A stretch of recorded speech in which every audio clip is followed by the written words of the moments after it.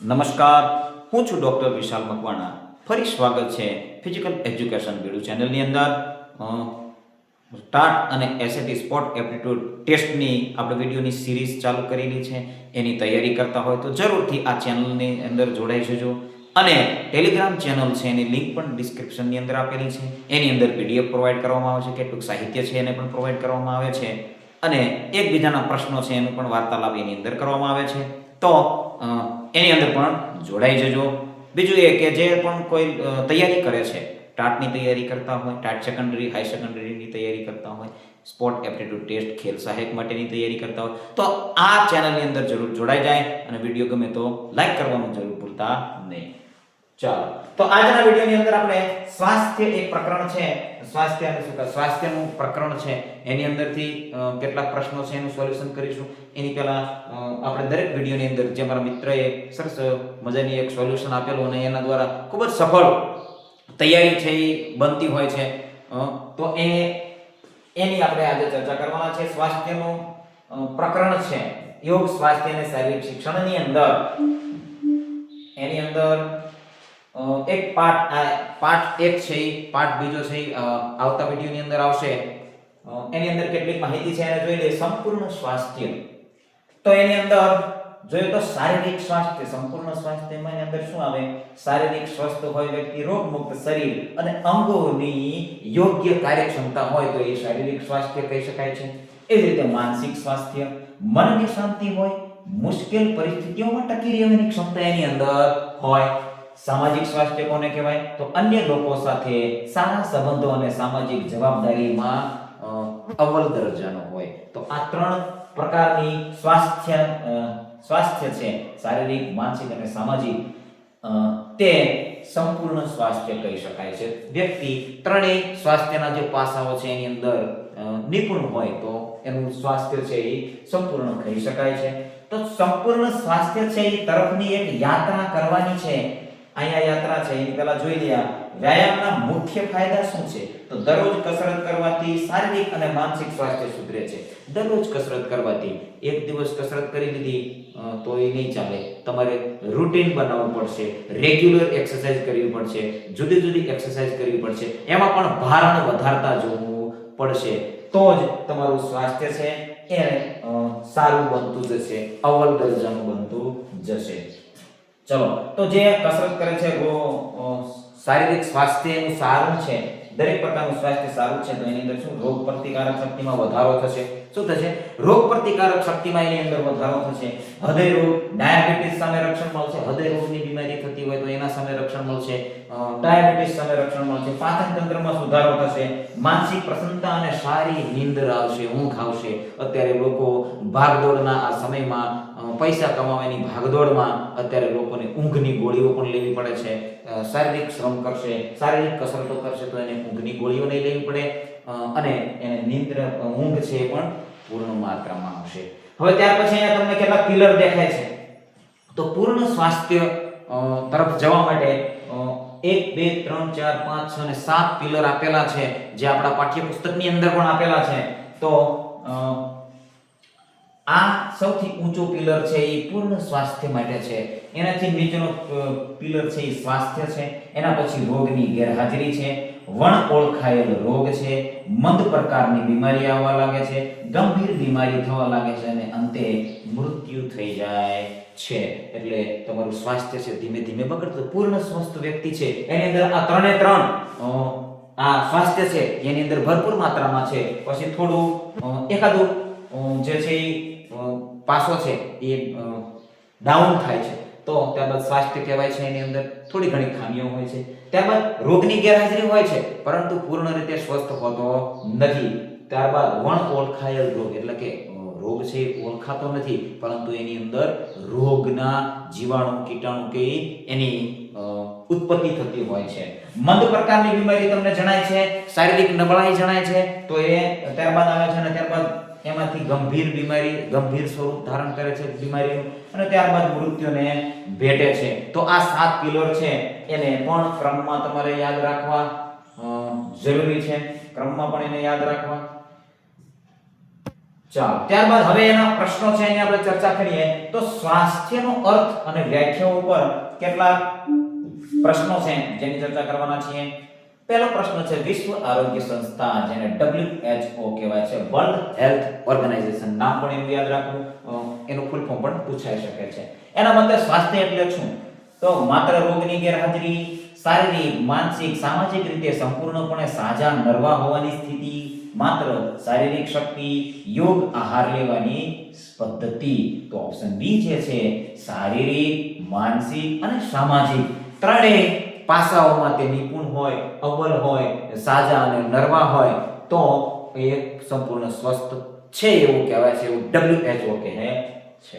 સ્વાસ્થ્ય એ વ્યક્તિના જીવનનું એક ગુણ છે જે વ્યક્તિને વધુ જીવવાની ક્ષમતા આપે છે. આ વ્યાખ્યા કોણે આપી છે? J.F. વિલિયમ્સે આપી છે, સ્વામી વિવેકાનંદે આપી છે, મહાત્મા ગાંધીએ આપી છે, રાષ્ટ્રીય શિક્ષણ નીતિની અંદર આ વ્યાખ્યા આપેલી છે. તો આ ચાર ઓપ્શન છે. આ પ્રશ્ન ખૂબ જ કન્ફ્યુઝ કરે એવો છે. રાષ્ટ્રીય શિક્ષણ નીતિ જવાબ આપી શકે છે કારણ કે હમણાં નવી રાષ્ટ્રીય શિક્ષણ નીતિનો અમલ થયેલો છે, પરંતુ જવાબની અંદર આવે છે J.F. વિલિયમ્સ. યાદ રાખવું, J.F. વિલિયમ્સે પ્રશ્ન ઊંધો પૂછી શકે કે J.F. વિલિયમ્સ દ્વારા કઈ વ્યાખ્યા આપેલી છે? તો સ્વાસ્થ્ય એ વ્યક્તિના જીવનનું એ ગુણ છે જે વ્યક્તિને વધુ જીવવાની ક્ષમતા આપે છે. ખ્યાલ આવે છે? વધુ જીવવાની ક્ષમતા. આ વ્યાખ્યાને પણ યાદ રાખી શકાય. અને કોણે આપી છે? ઓથર એના કયા છે? તો J.F. વિલિયમ્સ છે. ચલો ત્યારબાદ પ્રશ્ન ત્રીજો છે કે રાષ્ટ્રીય શિક્ષણ નીતિ 1986 મુજબ યાદ રાખજો. આની જગ્યાએ અત્યારે 2020 જેને કહેવાય છે NEP 2020 નેશનલ એજ્યુકેશન પોલિસી એ પણ આવેલી છે. એના ઉપરથી કરંટનો પ્રશ્ન પૂછાઈ શકે છે. 1986 મુજબ સ્વાસ્થ્ય શેનું સંયોજન છે? ભૌતિક અને આર્થિક વિકાસનું સંયોજન છે, શારીરિક, માનસિક, આધ્યાત્મિક વિકાસનું સંયોજન છે, ખોરાક અને કસરતનું સંયોજન છે, માત્ર બૌદ્ધિક વિકાસનું સંયોજન છે. તો જવાબની અંદર મિત્રો બી ઓપ્શન છે, શારીરિક, માનસિક અને આધ્યાત્મિક વિકાસનું સંયોજન છે એવું 1986 ની અંદર શિક્ષણ નીતિ આવી, એની અંદર આવું કીધેલું છે. પ્રશ્ન 4 છે વ્યક્તિનું સ્વાસ્થ્ય શાના પર આધારિત છે? વારસા ઉપર આધારિત છે, પર્યાવરણ ઉપર આધારિત છે, જીવનશૈલી ઉપર આધારિત છે કે આપેલ તમામની અંદર? તો વ્યક્તિનું સ્વાસ્થ્ય છે એની અંદર વારસો પણ અસર કરે છે, આજુબાજુનું પર્યાવરણ પણ એને અસર કરે છે અને જીવનશૈલીની કેવી છે એ પણ અસર કરે છે. તો જવાબની અંદર આપેલ તમામ જે છે એ જવાબની અંદર આવશે કારણ કે વારસો, વ્યક્તિનો વારસો જે છે એ વારસાગત ના એનું કાર્ય છે, એના ઉપર આ સ્વાસ્થ્ય છે એની અસર કરતું હોય છે. એની જીવનશૈલી કેવી છે, એનો ખોરાક લેવાની ટેવો કેવી છે, એ જે વાતાવરણમાં રહે છે અથવા તો જે સ્થળે રહે છે, જે પર્યાવરણમાં રહે છે ત્યાંનું શું વાતાવરણ છે, એ પૂરેપૂરું સ્વાસ્થ્ય ઉપર અસર કરતું હોય છે. તો આપેલ તમામ છે એની અંદર જવાબ આવશે. સ્વાસ્થ્યના પાસાઓ છે એના વિશેના પ્રશ્નો છે એને પણ આપણે સોલ્યુશન કરી લઈએ. સ્વાસ્થ્યના મુખ્ય કેટલા પાસાઓ છે? તો સ્વાસ્થ્યના કેટલા પાસાઓ હતા? 2 હતા, 3 હતા, 4 હતા કે 5 હતા? તો સ્વાસ્થ્યના મુખ્ય 3 પાસાઓ હતા: શારીરિક સ્વાસ્થ્ય, માનસિક સ્વાસ્થ્ય અને સામાજિક સ્વાસ્થ્ય. આ 3 પ્રકારના પાસાઓ હતા. શારીરિક રીતે સ્વસ્થ વ્યક્તિના લક્ષણોમાં નીચેનામાંથી શેનો સમાવેશ થાય છે? શારીરિક રીતે સ્વસ્થ છે તો એની અંદર ત્વચા તેજસ્વી અને સાફ હોવી, આંખોમાં તેજ હોવું, સ્નાયુઓમાં સુસંગઠિત હોવું. તો આપેલ તમામ છે જવાબ આવશે. આંખોમાં તેજ હોય, જે શારીરિક રીતે સ્વસ્થ છે, આંખોમાં તેજ છે, ત્વચા તેજસ્વી અને સાફ છે, સ્નાયુઓમાં સુસંગઠિત છે, એમાં તાલમેલ છે, બિલકુલ તાલમેલ છે એની અંદર, એની ક્ષમતા ખૂબ જ સારી છે. તો આપેલ તમામ છે એની અંદર જવાબ આવશે. ત્યારબાદ પ્રશ્ન 7મો છે કે માનસિક સ્વાસ્થ્યનું મુખ્ય લક્ષણ શું છે? કયું છે? તો ક્રોધ અને ઈર્ષા છે, પરિસ્થિતિ સાથે અનુકૂલન થવાની ક્ષમતા છે, વધુ પડતું ઊંઘવું, સતત ચિંતામાં રહેવું. તો પરિસ્થિતિ સાથે અનુકૂલન સાધવાની એક ક્ષમતા છે જે માનસિક સ્વાસ્થ્યનું મુખ્ય લક્ષણ છે. માનસિક સ્વાસ્થ્યનું મુખ્ય લક્ષણ છે. હમણાં માનસિક સ્વાસ્થ્ય આવ્યું એની નીચે વાક્ય લખેલું હતું એની અંદર આવેલું હતું. 8મો પ્રશ્ન છે કે સામાજિક સ્વાસ્થ્ય એટલે શું?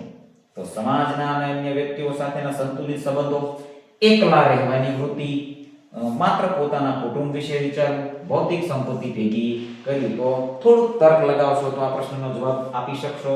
સમાજના અન્ય વ્યક્તિઓ સાથેનો સંતુલન, સમાજની અંદર જે પણ વ્યક્તિઓ છે એની સાથેનો તમારો વ્યવહાર કેવો છે, એની સાથે તમે કઈ રીતે સંતુલન મેળવીને રહી શકો છો, સમાજમાં કઈ રીતે તમે રહી શકો છો, સમાજમાં તમારી કઈ રીતે ગણના થાય છે, તો એ સ્વાસ્થ્યની સામાજિક સ્વાસ્થ્યની અંદર આવશે. સ્વાસ્થ્યને અસર કરતા પરિબળો છે એની પણ ચર્ચા કરી લઈએ.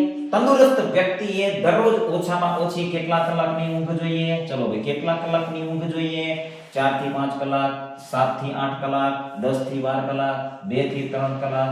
જવાબની અંદર આવે છે 7 થી 8 કલાકની ઊંઘ વ્યક્તિને હોવી જોઈએ. આ આપણા પાઠ્યપુસ્તક પ્રમાણેનો આંકડો છે, પરંતુ આપણે જો વધારે એની અંદર સર્ચ કરીએ તો ઉંમર પ્રમાણે ઊંઘનું પણ વર્ણન કરેલું આપણને જણાશે જો એની અંદર સર્ચ કરવામાં આવે તો. પરંતુ પાઠ્યપુસ્તક આધારે 7 થી 8 કલાકની ઊંઘ છે એને આપણે યાદ રાખવું. વ્યક્તિના સ્વાસ્થ્યમાં સંતુલિત આહાર એટલે કેવો આહાર? સંતુલિત આહાર કીધું. સંતુલિત આહાર એટલે કેવો આહાર?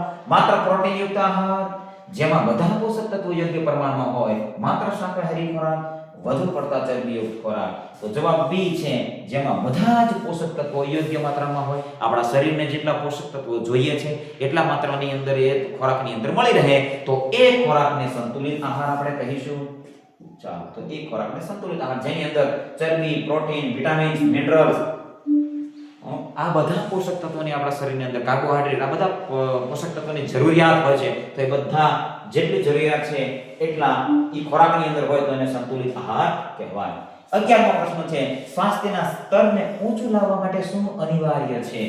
નિયમિત વ્યાયામ અને યોગ કરવો જોઈએ, વ્યક્તિગત સ્વસ્થતા રાખવી જોઈએ, પૌષ્ટિક આહાર લેવો જોઈએ, આપેલ તમામ. તો જવાબની અંદર આવે છે આપેલ તમામ. સ્વાસ્થ્યના સ્તરને ઊંચું લાવવું છે, તમારા સ્વાસ્થ્યના સ્તરને ઊંચું લાવવું છે તો નિયમિત વ્યાયામ અને યોગ કરવા જોઈએ, ત્યારબાદ પૌષ્ટિક આહાર લેવો જોઈએ અને વ્યસનથી દૂર રહેવું જોઈએ પૌષ્ટિક આહારની અંદર. વ્યક્તિગત સ્વાસ્થ્ય પણ એટલું જરૂરી છે. ત્યારબાદનો પ્રશ્ન 12મો છે કે શારીરિક શ્રમ પછી શરીરને ફરી કાર્યરત કરવા માટે શું જરૂરી છે? શારીરિક શ્રમ કર્યો એના પછી શરીરને ફરી કાર્યરત કરવું છે તો એના માટે શું કરવું જોઈએ? વધુ ખોરાક લેવો જોઈએ, દવાઓ લેવી જોઈએ, આરામ અને ઊંઘ જોઈએ, મનોરંજન. તો આરામ અને ઊંઘ જે છે, તમે જેટલો શ્રમ કર્યો છે એની સામે એટલો આરામ પણ કરવો જરૂરી છે, એટલી ઊંઘ પણ લેવી જરૂરી છે, જેથી કરી રિકવરી ટાઈમ છે એ શરીરને મળી રહે. તો આરામ અને ઊંઘ પણ એટલું જરૂરી છે.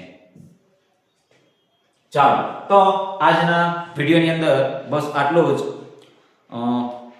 જે સ્વાસ્થ્યનું ચેપ્ટર છે એનો પાર્ટ 1 છે અહીંયા પૂરો થાય છે. પાર્ટ 2 છે એની અંદર કેટલીક મોટર ફિટનેસની ટેસ્ટ છે એની આપણે ચર્ચા કરવાના છીએ, એ પણ આવતા વિડીયોની અંદર જોવા મળશે. વિડીયો છે એ શારીરિક શિક્ષણના દરેક કેન્ડિડેટ સુધી પહોંચાડો, ટેલિગ્રામની લિંકની અંદર જોડાઈ જાઓ અને વિડીયો ગમ્યો હોય તો લાઈક કરવાનું ભૂલતા નહીં. આજના વિડીયોની અંદર બસ આટલું જ. જોડાયેલા રહેજો આ ચેનલની અંદર. જય હિન્દ, જય ભારત.